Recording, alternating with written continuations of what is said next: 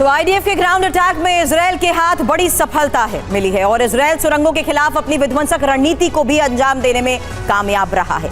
सुरंगों तक समुद्र का पानी पहुंचा दिया गया है। हमास की सुरंगों में समुद्री पानी भर रहा है और हमास के ताबूत में अंतिम कील ठोकी जा रही है। इजरायल हमास युद्ध सिर्फ मध्य पूर्व को ही प्रभावित नहीं कर रहा, बल्कि इसका असर यूरोप तक हो रहा है और गाजा से उपजे सेंटिमेंट यूरोप को परेशान किए हुए हैं। यूरोप के देशों के लिए यह आशंका जताई जा रही है कि क्रिसमस पर ऐसा हमला होगा कि पूरा यूरोप दहल जाएगा। हालांकि यूरोप के देशों में सुरक्षा के कड़े इंतजाम होते हैं, इसलिए संभावित हमला किसी आतंकी गुट के जरिए नहीं बल्कि लोन वुल्फ अटैक के जरिए अंजाम दिया जा सकता है। और हमलों की चिंता गाजा के लोगों को पल पल सताती है, ना जाने मौत कब आसमान से बरस जाए। एक तरफ गाजा के लाखों लोगों की चीख पुकार, दूसरी तरफ इजरायल का हमास को मिटाने का संकल्प। आईडीएफ आज ये ऐलान कर चुका है, युद्ध अब तीसरे दौर में प्रवेश कर चुका है। तीसरे चरण का युद्ध पहले से कहीं ज्यादा खतरनाक और विध्वंसक होगा।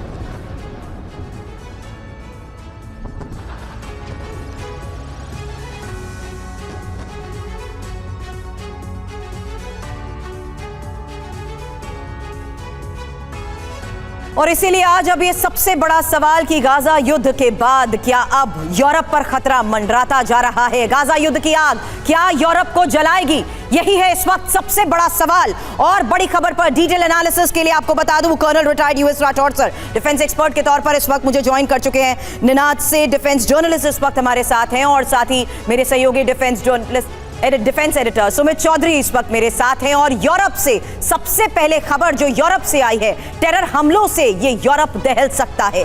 आखिर क्यों? बड़ी खबर, क्योंकि इजरायल हमास युद्ध का यूरोप पर आतंक और यूरोप में हो सकते हैं भीषण आतंकी हमले। हालांकि क्रिसमस के मौके पर हमले को लेकर खबर बड़ी है और क्रिसमस के मौके पर ज्यादा बड़ा खतरा आखिर कैसे मंडरा रहा है, क्योंकि खबर सामने आई है कि आखिर किस तरीके से इजरायल हमास युद्ध का ये असर अब यूरोप पर भी पड़ सकता है।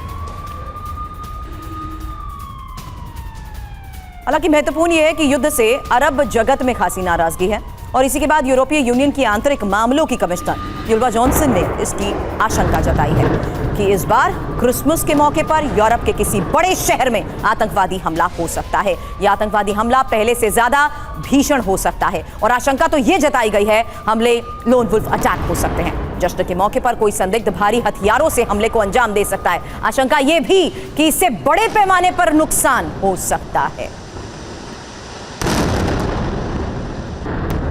और यूरोप में आतंकी हमले की चेतावनी यूरोपियन यूनियन की आंतरिक मामलों की कमिश्नर यूल्वा जॉनसन ने दी है। सुनिए उनकी तरफ से क्या कहा गया। यूल्वा जॉनसन की वो बात जिसमें वो कह रही हैं कि पूरे यूरोप को इस क्रिसमस पर अतिरिक्त सतर्कता बरतनी चाहिए।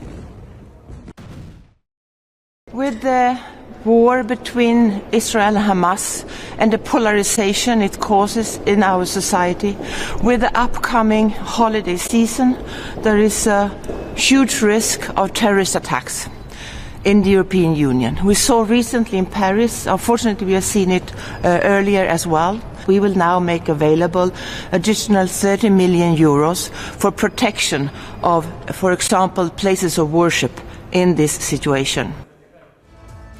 आपको हम बताते हैं आखिर कैसे इजरायल हमास युद्ध से यूरोप में खतरा पैदा हो गया है और इस खतरे की आशंका कैसे अब जताई गई है, क्योंकि खतरे के आलाम को देखते हुए यूरोप से ये जो बड़ी खबर आ रही है, इस पर चर्चा से पहले जानिए कैसे पिछले हफ्ते पेरिस में ही जर्मन टूरिस्ट पर हमले को लेकर खबर आई थी। ये हमला किसने किया था? आईएस से जुड़े संदिग्ध को लेकर इन्वेस्टिगेशन के बाद बड़ा खुलासा हुआ। हालांकि यूरोप को अलर्ट किसने किया है? यूरोपीय संघ के गृह मामलों के आयुक्त ने। और चेतावनी कैसे मिली है? पेरिस की घटना का विश्लेषण किया गया है। हमला कर कौन सकता है, यही सबसे बड़ा सवाल है, क्योंकि चरमपंथी विचारधारा से प्रभावित लोगों को देखते हुए यह बड़ा अलर्ट जारी किया गया है। और कैसे हमले की आशंका? Lone wolf attack. आखिर लोन वुल्फ अटैक का ये मतलब क्या है? निनाद, सबसे पहले आपसे समझना चाहूंगी, क्योंकि ये जो बयान आपने सुना उसमें ये साफ तौर पर कहा गया, with the war between Israel and Hamas and the polarisation it causes in our society.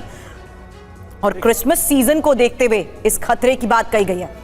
देखिए, ये एक रियल एंड प्रेजेंट डेंजर है यूरोप ने पिछले 10 साल में बहुत सारे नकली, मैं हज़ारों शायद लाखों नकली शरणार्थी रखे हुए हैं जो 3 तरह के हमले कर सकते हैं। उनमें से जो कुछ लोग हैं, संदिग्ध लोग जो हैं, एक तो जैसे आपने बताया लोन वुल्फ अटैक, कि एक ही बंदा बंदूक उठाए और 10 किसी बिजी स्ट्रीट पर जाके एक अटैक करे। दूसरा हो सकता है जिसे अंग्रेजी में स्लीपिंग सेल्स कहते हैं, जो ऑर्गेनाइज सेल्स होते हैं, जो चुपचाप 10-15 लोगों के गुट होते हैं, जो आवाज नहीं करते पर अचानक हमला करते हैं। और तीसरा हमला मिडिल ईस्ट से डायरेक्टली आ सकता है, एक बड़ा इस्लामिक अटैक, जिसमें यूरोप अभी आपने बोला कि यूरोप में काफी अच्छी सिक्योरिटी होती है, वो होती है सिग्नल्स इंटेलिजेंस। फोन पे बात को टैप कर सकते हैं, कंप्यूटर पे कर सकते हैं, पर इस तरह के हमले में जहां आपके अंदर से ही हमला आ रहा है, आपके अंदर ही लोग रह रहे हैं, उसमें ह्यूमन इंटेलिजेंस की जरूरत होती है, और वो इतना आसान नहीं होता। तो मेरे को लगता है यूरोप में नहीं, मैक्सिकन बॉर्डर से अमेरिका पे और भारत तक में इस तरह का खतरा इस बार बड़ी बात आप यहां पर कह रहे हैं। बिल्कुल बड़ी बात आप यहां पर कह रहे हैं।